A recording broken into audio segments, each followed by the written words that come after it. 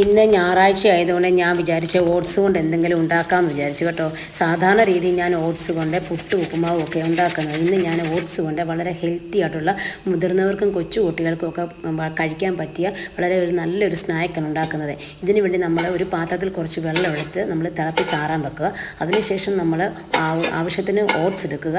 ഇതിനകത്ത് വേണ്ട ഇൻഗ്രീഡിയൻസ് എന്ന് പറഞ്ഞു കഴിഞ്ഞാൽ ശരിക്കും ബദാം വേണം, നട്ട്സ് വേണം, നമ്മുടെ പിസ്തയുണ്ട്, പിന്നെ ചിയാ സീഡ്, ഫ്ലാക്സ് സീഡ്, പിന്നെ ഈന്തപ്പഴം, പിന്നെ എന്തെങ്കിലും ഒരു ഫ്രൂട്ട്സ്. ഞാൻ ഇവിടെ ആപ്പിളാണ് എടുത്തേക്കുന്നത്. പിന്നെ ആവശ്യത്തിന് ഉപ്പ്, പിന്നെ തേങ്ങ ചിരവിയത് ഒരു പാത്രം, ഇത്രയും വേണം. നമ്മൾ ഓട്സ് എടുത്തതിന് ശേഷം അതിനകത്ത് നമ്മൾ 1/2 ടീസ്പൂൺ ചിയാ സീഡും ഫ്ലാക്സ് സീഡും ഇടുക. ഫ്ലാക്സ് സീഡ് എന്ന് പറഞ്ഞാൽ ഭയങ്കര ഹൈലി ഫൈബറാണ്, അത് കുറച്ച് മതി കേട്ടോ. അതിനുശേഷം നമ്മൾ അതിനകത്ത് നമ്മൾ എടുത്ത എല്ലാ നട്ട്സും കൂടെ നമ്മൾ നല്ലവണ്ണം പൊടിച്ചെടുക്കുക. നട്ട്സ് എപ്പോഴും പൊടിച്ച് ചേർത്ത് കഴിഞ്ഞാൽ അതിൻ്റേതായ ഇഫക്റ്റ് കിട്ടുന്നതായിരിക്കും.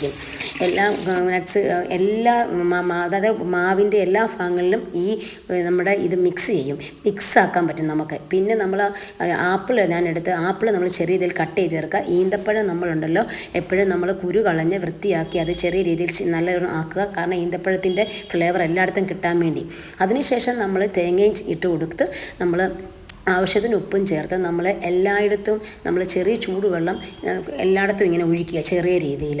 എന്നിട്ട് നമ്മൾ നന്നായിട്ട് മിക്സ് ചെയ്യുക. ഈ ചൂടുവെള്ളം ഒഴിക്കുന്നതിന് ഉദ്ദേശം എന്ന് പറഞ്ഞു കഴിഞ്ഞാൽ മെയിനായിട്ട് അതിൻ്റെ പശ നമ്മുടെ കയ്യെ പറ്റിപ്പിടിക്കാതിരിക്കാനും പിന്നെ നമുക്ക് എളുപ്പം നല്ല രീതിയിൽ കുഴച്ച് കിട്ടാനും വേണ്ടിയാണ് നമ്മൾ ചൂടുവെള്ളം ഉപയോഗിക്കുന്നത്. ഈ ഓട്സിനൊക്കെ ഭയങ്കര പശയാണ്, അതെപ്പോഴും നമ്മുടെ കയ്യിൽ ഇങ്ങനെ ഒട്ടിപ്പിടിക്കും. അപ്പോൾ അത് മാറുകയും ചെയ്യും.